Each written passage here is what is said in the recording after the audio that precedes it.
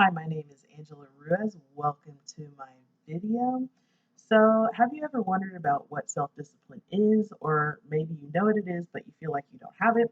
Well, stick around because I'm going to go into what self-discipline is not and then what self-discipline is.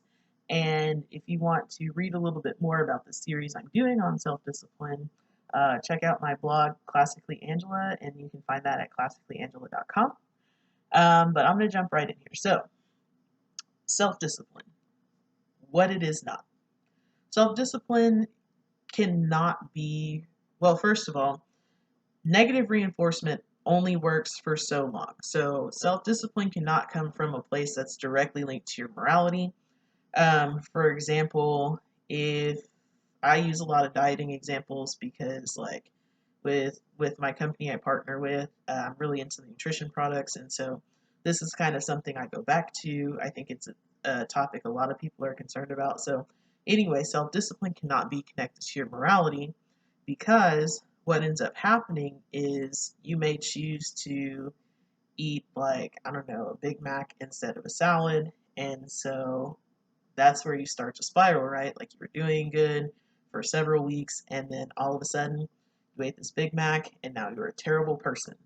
Or you've been doing well and doing what you set out to do, and it's like, oh, because I'm doing this and because I'm following these guidelines as far as what I'm putting in my mouth, I'm a good person.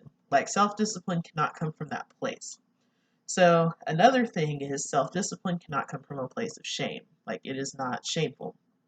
So if you go down that spiral of, okay, I ate this Big Mac, I'm a terrible person, like, I don't know what I'm doing, I shouldn't be doing this anymore, you fall off the wagon, this is kind of a place where yo-yo dieting kind of comes into play, again, going with the dieting example, because not only have you linked uh, your ability to be self-disciplined to your morality, but now you've just shamed yourself. Which brings me to the next thing. Self-discipline is not punitive, all right? Again, with the negative reinforcement, suffering long term is not going to work. That's why a lot of diets don't work long term because they're restrictive in some kind of way. And so then at some certain point, you're going to get tired of these restrictions, possibly because you might hate them, but someone was like, yeah, let's do this, man, because this is the new cool thing. Like, it feels like a punishment. It's not sustainable. I know that, like, when you look at like monks or like religious leaders or something, like, think that dude in the Da Vinci Code, like, I think the like albino dude who had that like torture thing on his leg, like, he felt he was being disciplined, and if he wasn't, he strayed away from what he was doing, like his discipline, he would punish himself. That's not okay. That is not, sustainable unless, I guess, you were raised in that capacity. But generally speaking, the general populace is not. So self-discipline, not punishment. Don't do it. Finally, you cannot find self-discipline and push through out of sheer willpower alone. Because willpower will get you through the first couple weeks when it's all shiny and new and you're in that honeymoon phase of, man, this is great. I think I can do this every day. And then you hit that bump in the road, that Big Mac comes in again. I don't know why I keep saying Big Macs. I don't actually particularly care for them. And I'm also not endorsing McDonald's. It's just a thing that we think about. But if you like it, that's cool. Um, but it goes down to that spiral. You lose that willpower. You connect yourself, your discipline, your ability to be self-disciplined to your morality, and then you shame yourself. It's punitive.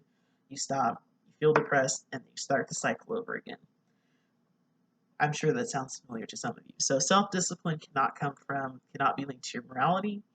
It cannot come from a place of shame. It cannot come because you feel like you need to punish yourself. And if you hate what you're doing, you cannot power yourself through it. So I'm going to go on to what self-discipline is. And I have a couple of definitions from the dictionary. If you know me, I like getting real technical, so I chose two. The first one is from Merriam-Webster, and it defines self-discipline as correction or regulation of oneself for the sake of improvement. And then the Oxford Oxford. Oxford Dictionary states that self-discipline is the ability to control one's feelings and overcome one's weaknesses, the ability to pursue what one thinks is right despite the temptation to abandon it. Excuse me.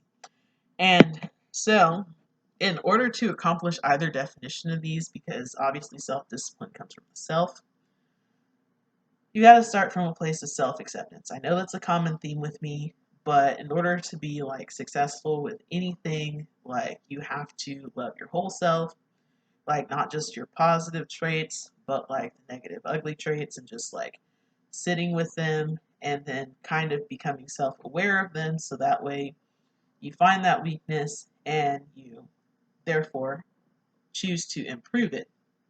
Um, and if it's something you really want to improve, not because society says you have to, or like your grandma or your dog looks at you sideways, like it's something that you have to want to do, like you're self-aware that I want to do this because you've accepted that part of yourself. So for example, for me, for the longest time, I thought I had to be a runner. I don't know why. Like, I just thought running a marathon would be cool. Whatever.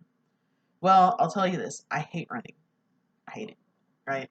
And so I'd be good for like a week or two, getting up running, going on schedule, and then I'd fall off. I'd hate myself.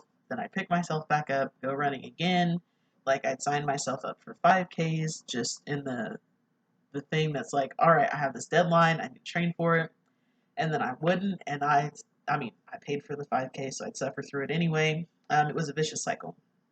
Well, when I sat down and thought about it, um, I realized that I like doing more cardio-based stuff like dancing. Dancing is something we did in our family, salsa and all that, because I'm part Puerto Rican, and just dancing in general with my sister to her like 80s music, which is why I love 80s music. Um, and just generally doing that. And then as I got older, I was able to go to the mall by myself with my friends, and I can't tell you how much of my allowance went to the Dance Dance Revolution machine. And then I did belly dancing. So when I finally sat down and became self-aware of, all right, I can't stand running, I'm not going to be a runner, but in order to get cardio exercise, I can dance. That's what I like doing. And so I adjusted um, my ideology, my tactics about it. And so, I have my PlayStation. I love playing games. And so I got a camera. I have Just Dance. Since we moved, I'm going to reset that back up, and I'm going to do Just Dance because that's what I enjoy. When I have a gym membership, as opposed to running on the treadmill, I'd rather look out for the Zumba class, or shoot, even the body pump class. Just as long as I'm doing some kind of cardio and not having to like run in one direction, I'm good. And so that comes from a place of self-awareness. And that's something that I can do over time, now that I've become aware of it, because I like doing it, and therefore I will improve my cardiovascular health in that way, right? And so self-acceptance, self-awareness, regulating the self, it has to be something you like doing it for it to be sustainable, because we have two motivations in life as humans: avoiding pain and gaining pleasure. And so if you're trying to improve yourself by doing something that might be a small pain to start out but is pleasurable to you, you'll be able to maintain it over time.